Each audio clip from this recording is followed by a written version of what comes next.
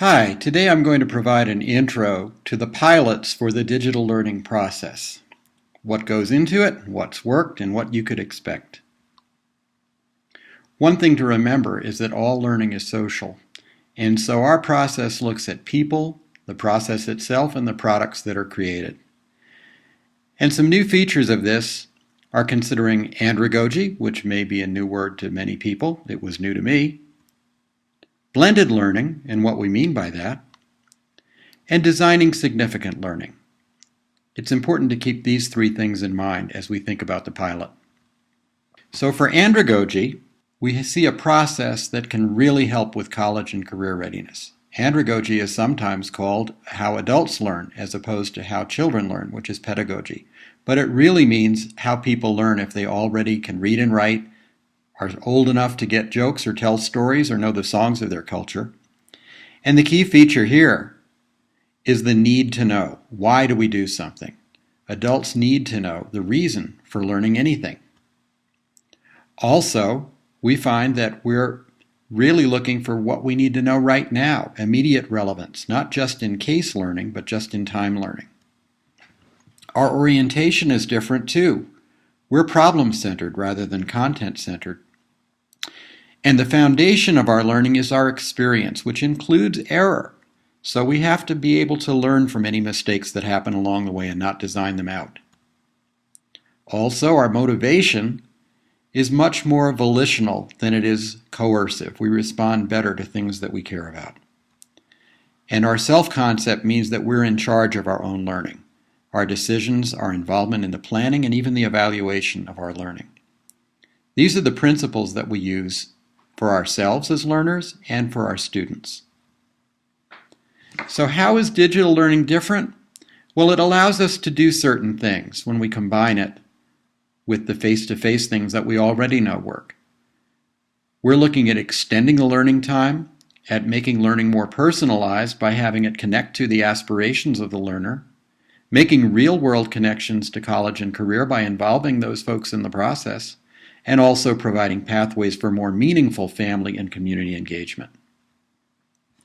That means our design needs to be different too. And this great work here from Dr. L.D. Fink at the University of Oklahoma lets us see the 6 things that we need to focus on. We already focus on providing foundational knowledge for students, and we like to see that they can apply it in meaningful ways. But they also need to be integrating their knowledge beyond just the boundaries of the subjects and extending to a human dimension where they really identify personally and develop the social implications for their new knowledge. Caring is hugely important. That emotional connection to the learning makes it deeper. And our ultimate goal is making sure that students learn how to learn, since that's the one skill they're going to need for the rest of their lives. So our process is shown here. Helen Barrett, the person who developed e-portfolios many years ago, has a statement. She says, evidence of learning equals artifact plus reflection plus validation. And when we have teams of students doing projects online that are designed around the academic disciplines or the Common Core, those artifacts become digital. Because they're online, our reflections can happen at any time or in real time. And we can not only validate them against the standards of academics, but also against the ISTE National Educational Technology Standards. These 6 things are key, and the project can't be done without creativity, communication, collaboration, research, critical thinking, digital citizenship, and of course technology operations and concepts, since we're working online. This also means that our learning trajectories can take the full range of depth of knowledge using web system. We start with recall while we're still on the ground, and we may even do some simulations of skills and concepts. But when we're actually doing the projects, our strategic thinking kicks in, and at the highest levels we're extending our thinking. But we don't want to live in the clouds. We need to bring our learning back to the ground so we can apply it in real life. And these learning trajectories are a key feature of our approach. Our process is about creating blended learning teams who are going to enjoy this extended learning time, who are going to be connected by their aspirations, who are going to be doing projects that have been designed to reflect how these things work in the real world, and also those pathways that I mentioned earlier about meaningful family and community engagement. And here's how this looks in real life. These are my students in a project that we did at Los Alamos Middle School. The students understand themselves to be co-investigators along with their teachers because we're really researching and discovering what works best in an online blended learning environment. These students here were working on their critical issues project.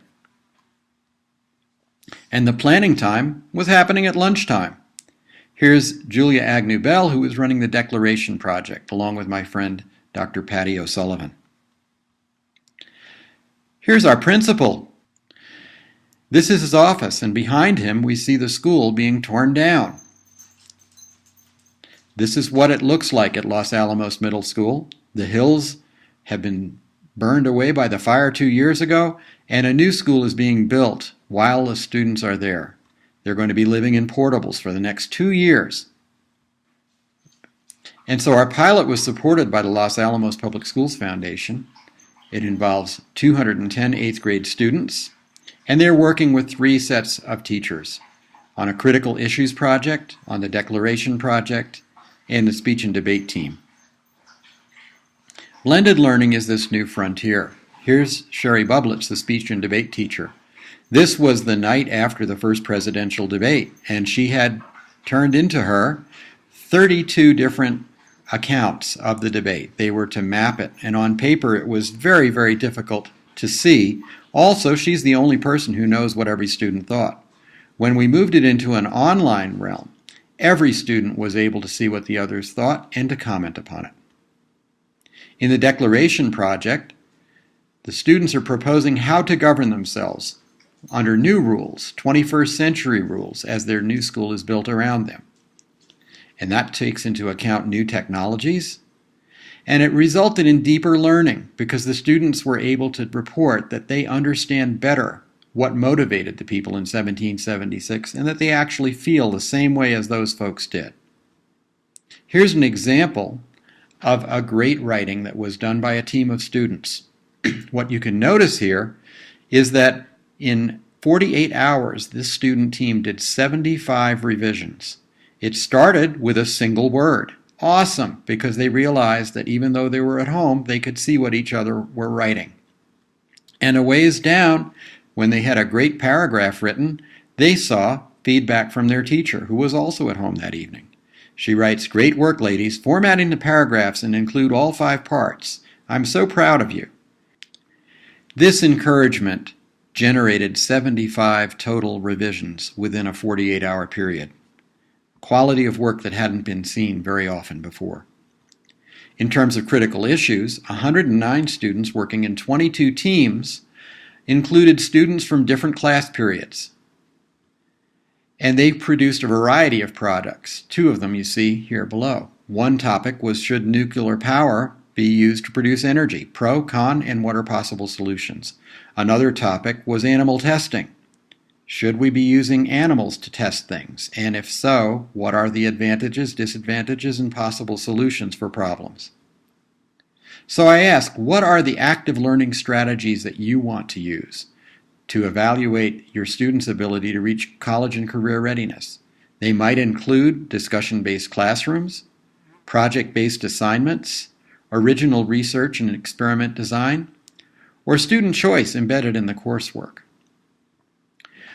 What we find are these strategies work like levers. And levers are simple machines that we use to multiply our force. Depending on which lever you use and what you're trying to move, you have a variety of different strategies. Some of them that we'll use in the project are as follows. If we're trying to get to college and career readiness, we need to use all 4. The new academic Common Core standards, strategies for college and career readiness, educator effectiveness, and 21st century skills. In order to get to college and career readiness, we have to tap into greater student engagement, and we can do this through personalization strategies that harness student aspirations.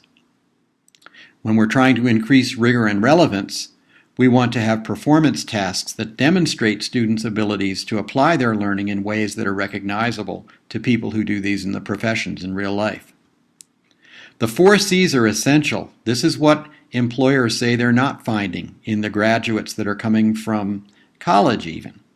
Critical thinking, communication, collaboration, and creativity have to be exercised in order to be strengthened, and our projects provide for that. And finally, educators, we have to increase our own effectiveness by applying what's known in research of how people learn and extending that research to these new environments. Our strategy for that is job-embedded professional development, because the environment we're going to use for our professional development is the same environment that students are using for their learning as well. So that's an overview of how the digital learning process is going to work in this pilot. Thank you for your attention, and I look forward to meeting with you and designing projects that are going to take us to the next level. Thanks a lot.